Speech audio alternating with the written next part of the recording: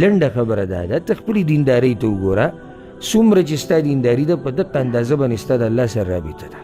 اولنی بیان چې کوم شیخ عبدالرحیم صاحب وکړو هغې کې دا خبره وه چې الله سره رابطه دا په دې جوړېږي چې انسان عمل کوي او علم پکې.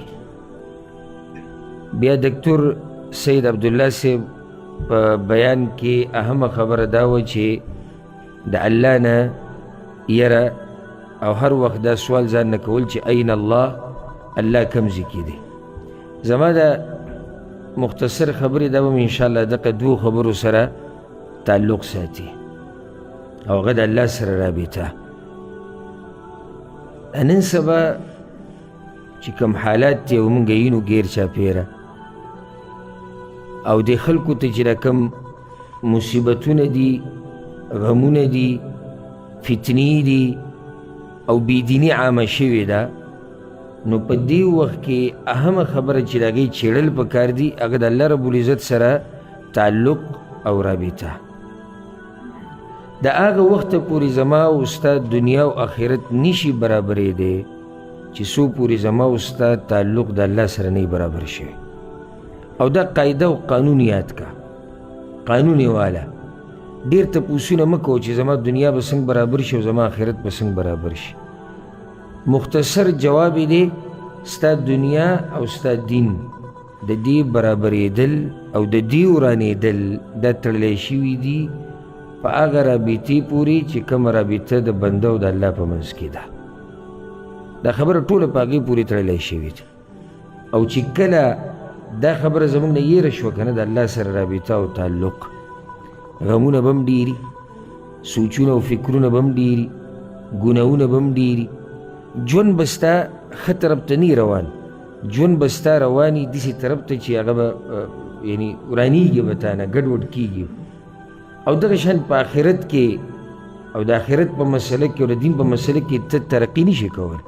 دا زه منم نه یې منم بلکل چې یو سړی دی د الله سره رابطه کې کمزوری او دی په دیندارۍ کې ترقي وکړي. داسې دا د منلو خبره ده؟ دینداري خو وایي دی ته د الله سره رابطه، نو چې د الله سره د رابطه کمزوري ده نو ستا دینداري د کوم ځای نه چې دی هغه زوروره کېږي. د هغه رب سره رابطه ساتل پکار دی او د هغه رب سره تعلق برابرول پکار دی چې مضبوط شي د هغه سره تعلق.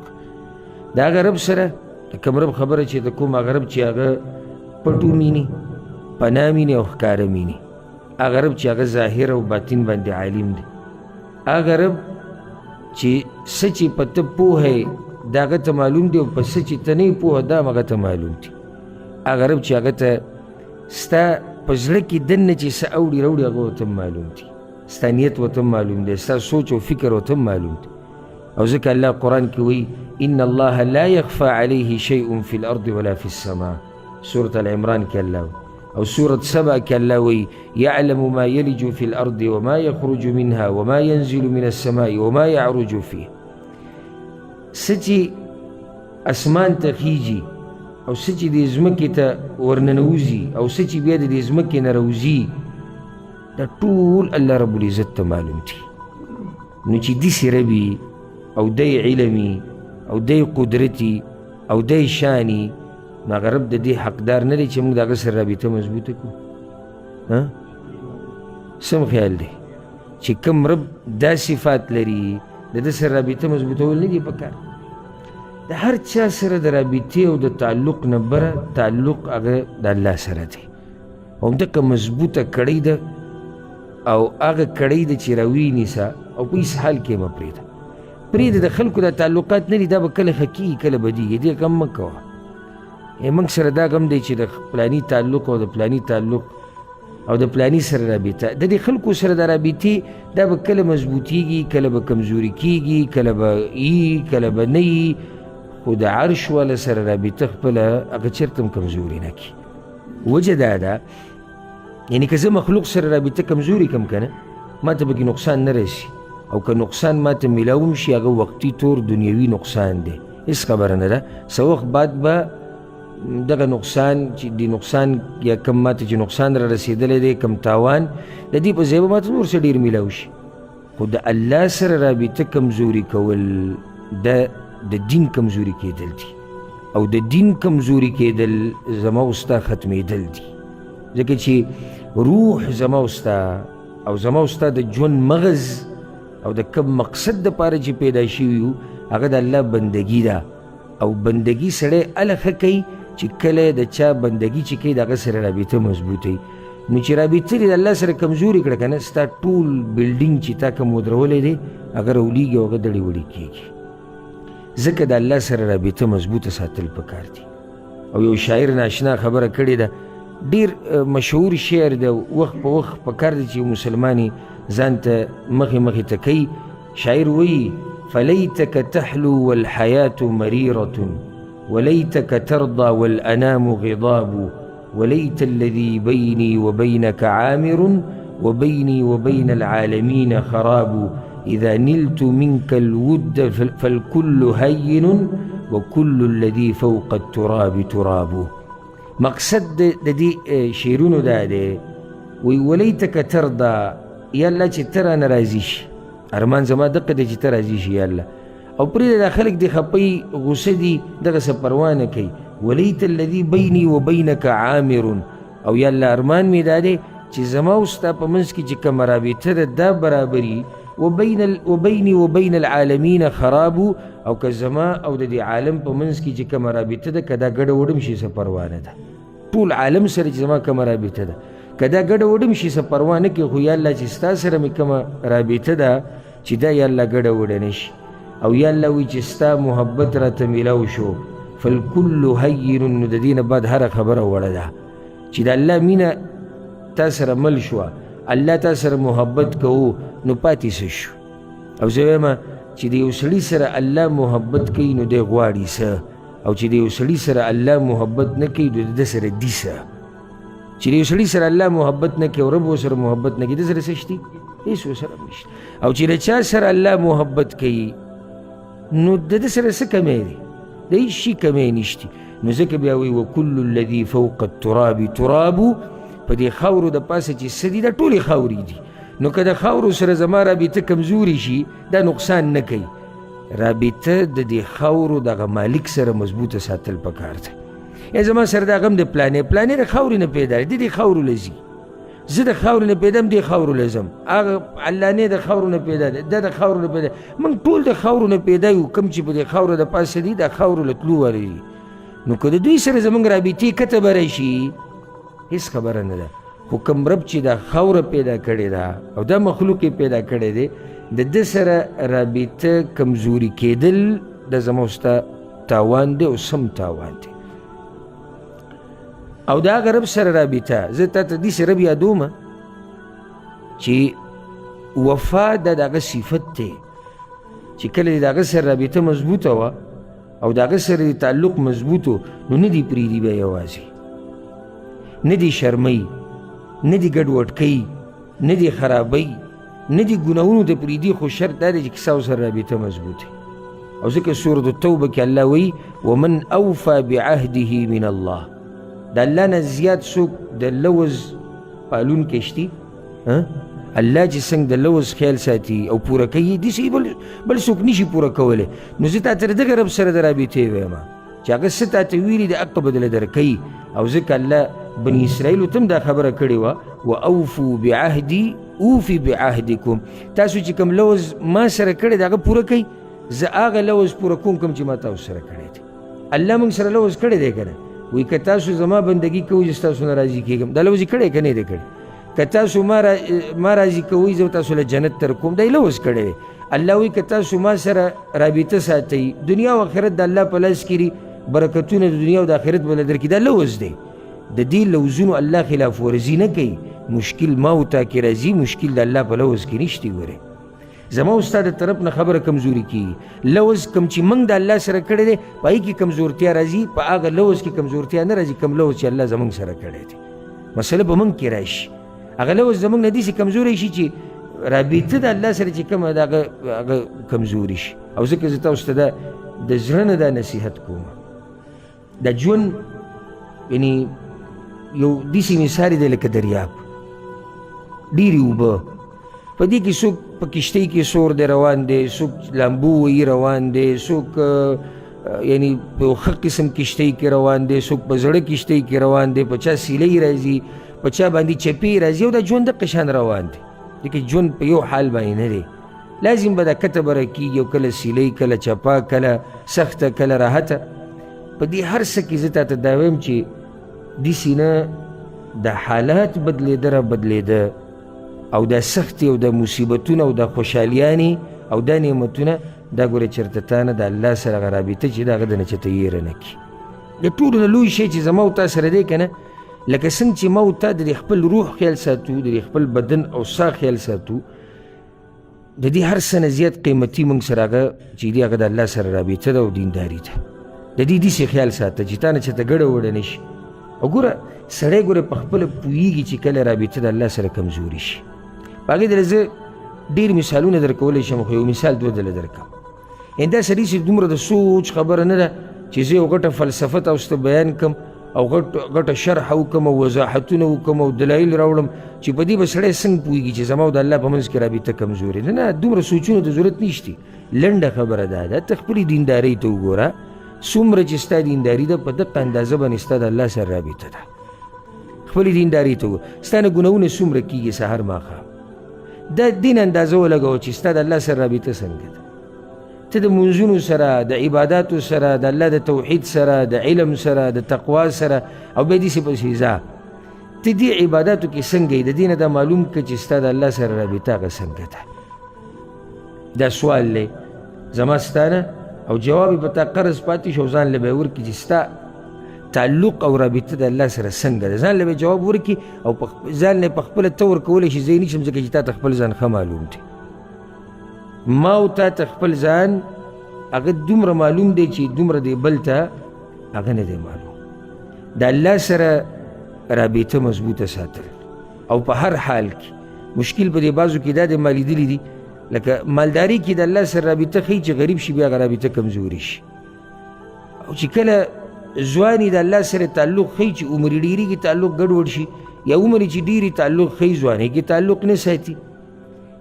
چې راحته پی د الله سره تعلق ساتي، چې سخته پې راشي د الله سره تعلق نه ساتي، دا قسمه رابطې دې ته مضبوطه رابطه نه ویلی کېږي، ځکه چې دا خو ته د حالاتو سره خبره تړلې ده. زما او ستا رابطه د الله سره اوس دا به د حالاتو مطابقي، زما او ستا رابطه به د الله سره هر وخت مضبوطه وي. که موږ غریبانان یو، که موږ مالدار یو، که موږ مسافر یو، که موږ په خپلو کورونو کې یو، که موږ باندې سخته ده او که موږ باندې راحته ده، که موږ ځوانان یو، که موږ بوډاګان یو، که موږ بدرنګه یو، که موږ ښایسته یو، که موږ هر څه یو، زموږ رابطه د الله سره هغه د حالاتو سره نه ده تړلی شوي. او ځکه رسول صلی الله علیه وسلم په حدیث کې ډېر ملګري راشي دا تپوس زموږ نه کوي، وایي په ما باندې سخته راله او په ما باندې دا مسله راله او دعاګانې غواړو الله یې نه قبلوي او لمونځونه پکې هم کوو او سپینه ټوپۍ ورته هم واچوله موږ، او تسبیح موږ واخېستې په 2 ریاله باندې، اجامت پسې موږ غټ کړو، بیا مسله نه حل کېږي چې دا ولې.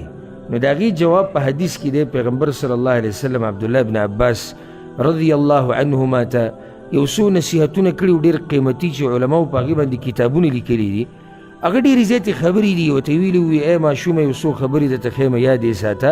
یوه یې ورته دا ښوولې وه چې تعرف الی الله فی الرخاء یعرفک فی الشده. الله په راحته کې پیژنه، په سخته کې به تا پیژني. الله په راحته کې پیژنه، په سخته کې به تا پیژني. دا جواب دی. په سخته کې چې الله ته هیر کړی، دا دلیل دی په دې باندې چې په راحته کې تا هیر کړی و. او ځکه دا پښتانه اکثر ویم چې کله به خوشحالي راشي او ته ورته ګوره دا خوشحالي د شریعت په حدودو کې ده، نه کو زه مړه خوښ وي څه غم خو نه یې راغلی. ته یعنې ښه واضحه وایي چې یا الله خو خلک په غم کې یادوي، په راحته کې څوک یادوي. او د چا واده یې ته ورشه نصیحت ورته وکړه، وګوره دې واده کې دا ډمان دا ټنګ ټکور دا شی ناروا دی مه کوئ، وایي داسې غم دی مړی شوی دی. د دې ښه صفا دا مطلب دی چې موږ الله اله یادو چې کله غم راشي، چې کله مړی وشي بیا به یادو. ته لیونی اوس زموږ د زوی واده دی، د رور واده دی، ته ماته الله یادو. دې ټیم کې الله یادوي. هم په دې خلکو باندې چې بیا سخته راشي که نه، نو بیا د جومات نه نخوځي، په جوماتونو کې پراته وي او بیا دوی د علماو نه تپوس کوي یاره ویسي چل دی، الله زموږ د حالات نه بدلی، الله زموږ د دعاګانې نه قبلی. نو تا یاد کړی کله چې ته برابر وي؟ وي نه هغه وخت کې خو ما نه یېرو. نو چې هغه وخت کې یېرو اوس دې ته یېري. مقصد زما د خبرې هغه دا دی چې د الله سره رابطه د دې دپاره څه خاص حالات نه دي او نه زمانه ده چې په یو وخت کې به د الله سره تعلقات ښه ساتي، بل وخت کې خیر دی کې کمزوري شي. د دې دپاره څه زمانه نشته، نه د دې دپاره ځمکه شتي. ګورئ چې په سعودي عرب کې به د الله سره تعلقات ښه ساتي او که پاکستان او افغانستان کې کمزوري شي څه خبره نه ده، یا هلته به تعلقات د الله سره ښه ساتي او سعودي عرب کې خلک مزدوریانې کوي که دلته دینداري لږه کمزوري شي څه خبره نه ده. دا د کوم ځای خبره شو؟ په هر حال کې، په هره ځمکه، په هره زمانه کې، په هر عمر کې د الله سره به رابطه هغه مضبوطه ساتي. سوال هغه بیا دا دی، اگر که دې جواب ډېر اوږد دی، سوال دا دی چې د الله سره رابطه په څه مضبوطېږي؟ زه درته یو څو اعمال ښیم مختصر او په هغې خبره ختمه. د الله سره رابطه په څه مضبوطېږي؟ د ټول نه لوی عمل چې په هغې سره ته د الله سره خپل تعلق او رابطه مضبوطولی شي هغه دا چې ته د خپل رب وپېژنې، د خپل رب ته وپېژنې چې څو پورې دې دا رب نه یې پېژندلی که نه ورب الکعبه که ستا ورسره رابطه مضبوطه شوه، ځکه چې ته یې پېژنې نه. او د الله نه سړی دومره یېرېږي او د الله دومره قدر کوي څومره چې د سره علم وي د الله په باره کې. دا خو یقیني خبره. یو سړی د الله په باره کې ډېر څه پېژني، دی د الله نه ډېر یېرېږي. یو سړی د الله په باره کې لږ څه پېژني، دی د الله نه لږ یېرېږي. دا کېدی نه شي چې یو سړی د الله نه پېژني او یو سړی الله پېژني، د دې دواړو یره دی د الله نه یو شاني، دا نشي کېدی. ځکه چې د دې اولني سره دا کوم چې الله پېژني د ده سره د الله په باره کې علم دی، او چې څومره ورسره علم ډېرېږي دی د الله نه یېرېږي، او د الله نه یېرېږي د الله سره رابطه مضبوطوي. او ځکه الله قرآن کې وایي انما یخشى الله من عباده العلماء، د الله نه د الله په بندګانو کې چې ډېر یېرېږي هغه د علما دي. وجه د هغې دا ده چې د علما خپل رب پېژني، نو چې څومره خپل رب پېژني دومره د الله نه یېرېږي. نو ټوله لویه طریقه او لار چې په هغې باندې ته د الله سره رابطه مضبوطولی شي هغه دا چې ته د خپل رب وپېژنې. خپل رب به څنګه پېژنې؟ اسانه خبره ده. څنګه به پېژنې؟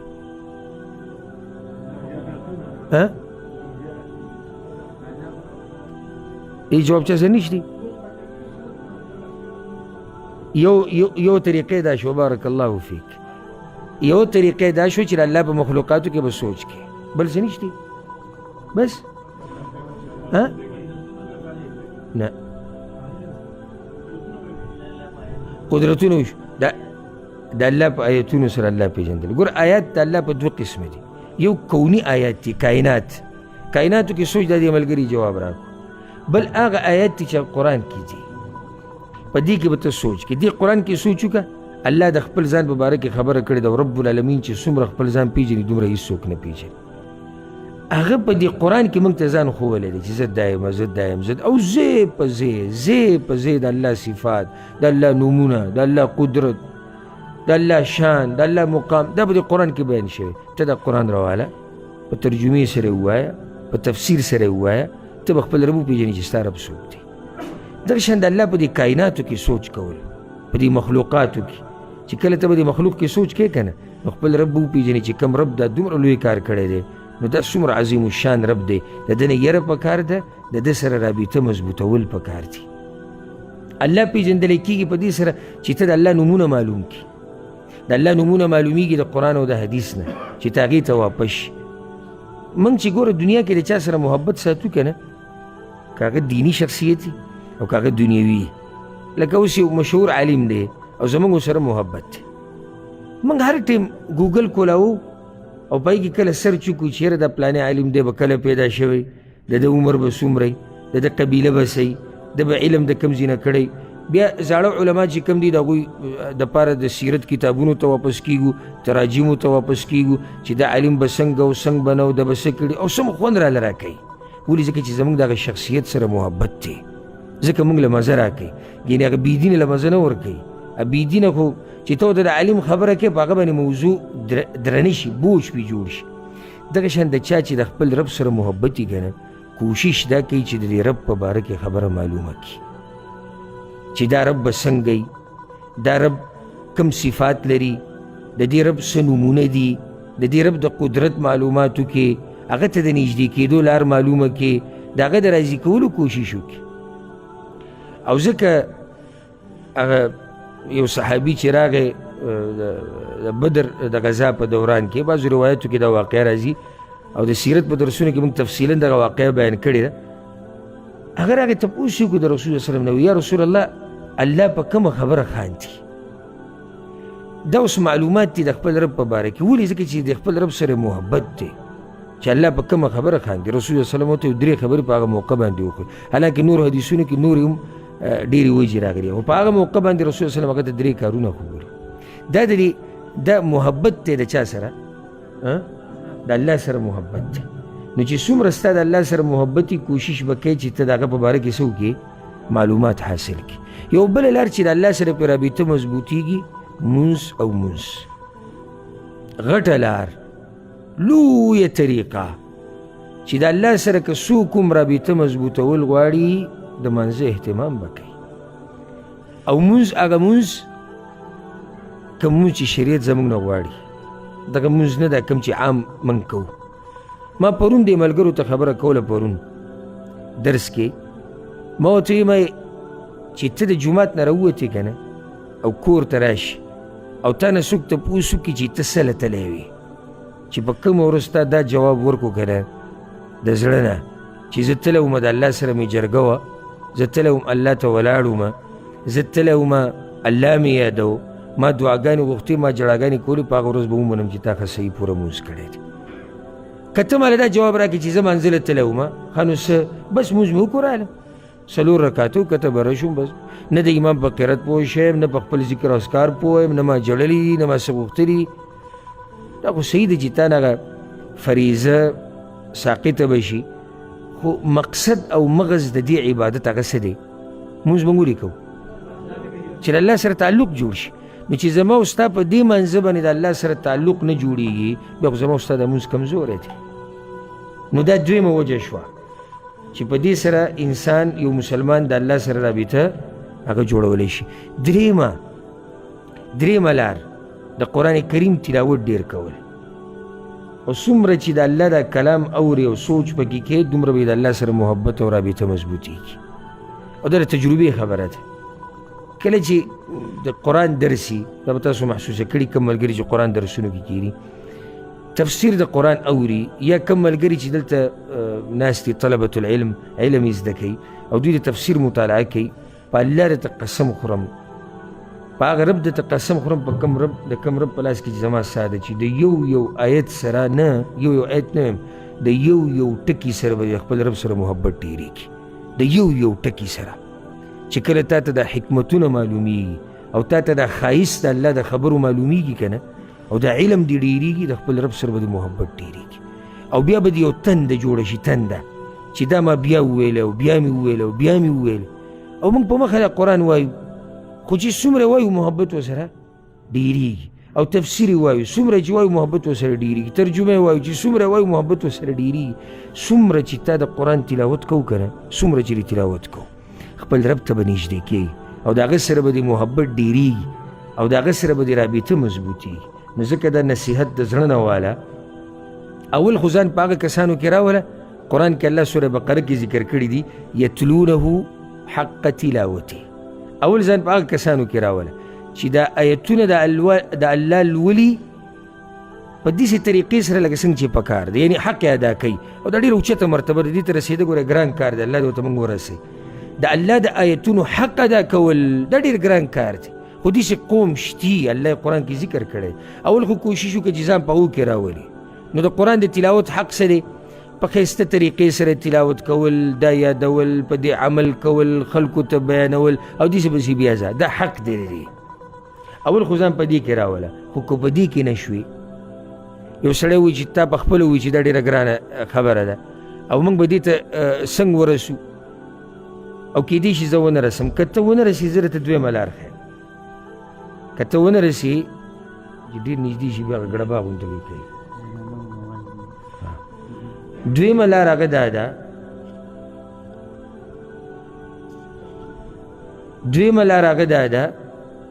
چې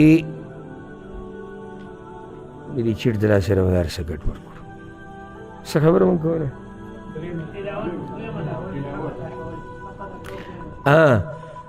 اول کوشش وکړه چې ته په دغه خلکو کې شی کوم مبارک چې الله وایي یتلونه حق تلاوته. یو سړی وایي دې مرتبې ته رسېده ګران دي، نو بیا درته دویمه مرتبه زه دا ښیم فقرؤوا ما تیسر من القرآن، چې څومره تا ته اساني د قرآن له لوله. او که په دې کې هم نه شوې فإن فاتك هذا وذاک، یعنې نه د هغې شوې نه د دې شوې، نو بیا یو بله لار هم شتي فاستمعوا له وانصتو، یو ته غوږ کېده تلاوت یې واوره. مقصد زما د خبرې دا دی چې هر وخت د الله د کلام سره خپل یو تړون ساته، او چې څومره ستا د الله د کلام سره رابطه مضبوطوي نو دومره به ستا رابطه د چا سره مضبوطوي؟ هغه د الله سره مضبوطوي. نو خبره به دې باندې راټوله کړو، بیا به چېرته انشاءالله دا موضوع پوره کړو په بل ځای کې.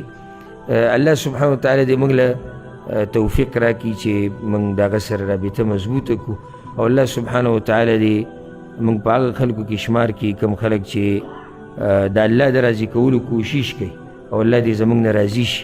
او څنګه چې الله سبحانه وتعالی موږ په دې مبارک ځای کې را جمع کړي یو، دغه شان د الله سبحانه وتعالی موږ ټول لیدونکي او اورېدونکي د پیغمبر صلی الله علیه وسلم سره په جنت الفردوس کې یو ځای کړي. او الله سبحانه وتعالی دې دا کوم ملګري چې دلته راغلي دي الله دې د دوی نه راضي شي او الله دې دوی له دې اجر ورکړي. او خصوصا څوک چې حدیث کې راځي څوک چې د مخلوق شکریه نه ادا کوي د الله شکر هم نه ادا کوي، نو موږ شکریه ادا کوو د دې دعوت سنټر د دارالبیضا چې دومره اهتمام یې وکړو او دومره کوشش یې وکړو. دا صرف دې دپاره چې ما ورته د دین یوه خبره نیمه پکې واورو، د دې دپاره یې دا محنت او کوشش کړی، نه موږ هغوی له څه پیسې ورکوو او نه موږ بله څه فایده هغوی له ورکوو، خو د دې دپاره چې دا ملګري د مسلمانان د پښتانه یو څو خبرې د دین واوري او هغه په هغې باندې عمل وکړي او الله ته نږدې شي او د جهنم نه لرې شي، د دې دپاره دا کار کړی دی. نو د هغوی شکریه ادا کوو، الله دې هغوی له د دې اجر ورکړي. او کوم ملګري چې دې مکتب کې دي جالیاتو کې دلته چې کوم دعات دي د هغه ټولو هم شکریه ادا کوو چې ما له موقع راکړه دلته د خبرو کولو. او الله سبحانه وتعالی دې د دې د جالیاتو والا له ښه توفیق ورکړي چې خدمت وکړي د اسلام او د مسلمانانو، او الله سبحانه وتعالی د دې ملک حفاظت وکړي، ځکه چې په دې ملک کې دا قسمه پروګرامونه کیږي او په امن او امان کې او اجازت علماو ته او د خلک را جمع کیږي او د الله دین اوري او قرآن او حدیث اوري، دا د دې ملک هم په موږ باندې احسان دی.